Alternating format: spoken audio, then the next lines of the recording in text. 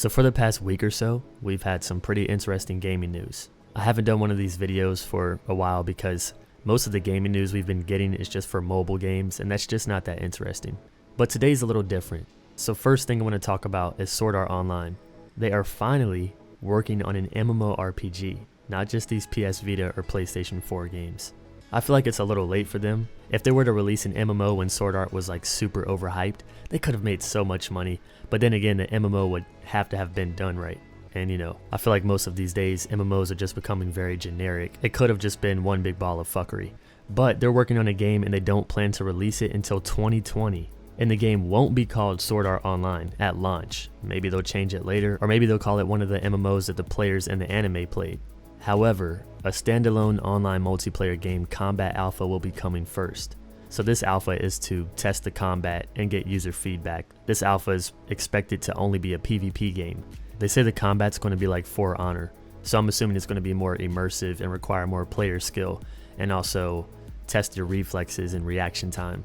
Don't really know how I feel about that. It kind of makes these games feel less like an MMORPG and more like a survival game. Personally, I don't like combat like that.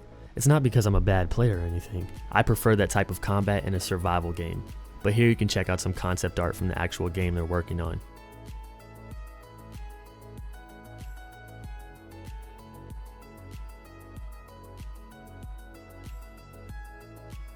Now let's talk about Bless. So the product manager of Area Games has given us an update on the NA and EU Bless.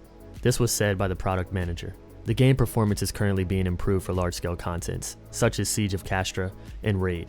The loading times for persistent world content are also being improved for textures and monsters to be loaded more quickly. This should provide a more seamless experience to all of you. The combat system is also being improved. For instance, the aim targeting system is being worked on.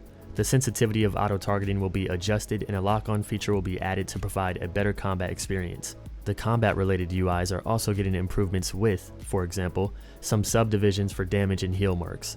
Few other combat improvements are also scheduled, and we will update you on the progress. Some quality of life improvements will also be added, like a better tutorial, more convenient chat UI, and improvements to the world map.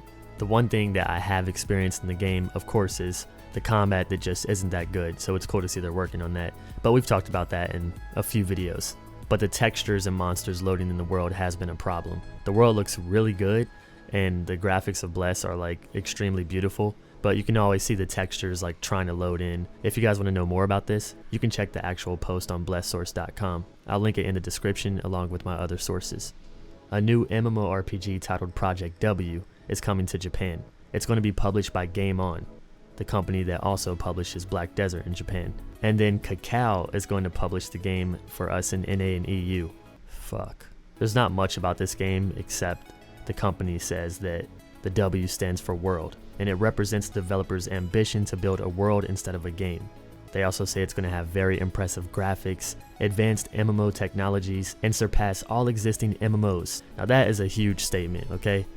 To say that your game's going to be better than any other MMO, or it's going to surpass them all, it's going to have super impressive graphics. I mean, this is all shit that we hear from every MMO, right? So for this, I'm not hyped at all. Once I see some footage or gameplay that just blows my mind, then maybe I'll start getting excited. But for now, this is just all talk. Black Desert is a buy-to-play game, and if you haven't played it, you can now purchase the starter pack for $10. $10 will be the permanent price of the starter packs, so Black Desert is now cheaper, and in my opinion, should you play it, I mean, $10 does not hurt. It's a fun game, it's beautiful. I'd definitely try it if I was you. But if you're competitive and you want to PvP anytime soon and actually get with the meta, I don't know. You might want to do some more research. Black Desert has announced a mega server for NA and EU. So North America and Europe are going to remain as separate mega servers. They're not going to combine into one big server. However, for North America, all the servers are going to merge into one. There's just going to be multiple channels. Same is going to happen with EU. This is going to happen on November 30th, and each mega server is going to have 36 channels. This kind of goes to show what happened to the player base.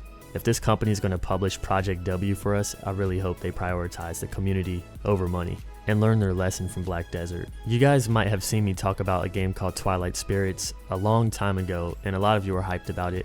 I was kind of hyped about it, and it's coming from NetEase, the same company behind Revelation Online. They're actually a really good company, but the one thing that kind of turned me off was that it seemed like an instant-styled MMO like Vindictus. and I believe it is, which is why I haven't covered it much. Doesn't seem like there's much character customization either. You kind of just choose a hero.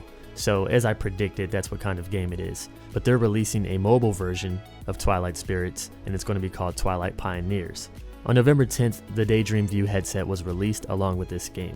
They say it's in the same universe as Twilight Spirits, as I kind of mentioned, but like the PC version, it's going to have action-styled combat very similar to Devil May Cry. But I guess it's supposed to look amazing with this VR headset.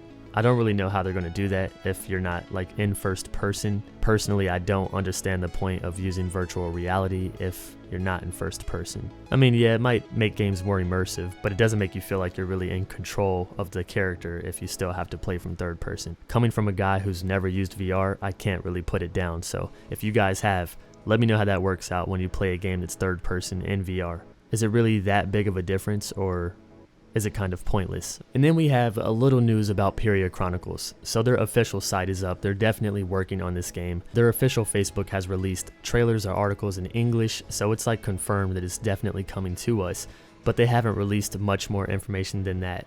Just a lot of concept art that, I mean, if we wanted to, we can maybe break it down and try to guess what's happening in the universe or what kind of role these characters play, but I'm not really going to do that. We're just going to focus on what we actually see coming from this game. So I can't say much about this concept art except it shows us a few of the characters and monsters. However, they're going to reveal a lot of information at this year's G-Star, which takes place, I believe, on the 17th of November until the 20th. So after that, I'll definitely be making some videos on Peria Chronicles, as this is a game I'm extremely hyped for. But as of right now, there's just a lot of concept art. I thought about making a video on Peria Chronicles by itself, kind of like I did for Dark and Light, where I made a video called Everything We Know, or What We Know About Dark and Light So Far. I'll do that about Peria Chronicles, but I need a little bit more information. So hopefully you guys enjoyed this video, and also, as you can see, there's a new thumbnail style on my channel. Can you guys let me know which kind of thumbnail style you like better, this new one or the old one? Please let me know in the comments, and I'll catch you guys in the next one. See you soon, friends.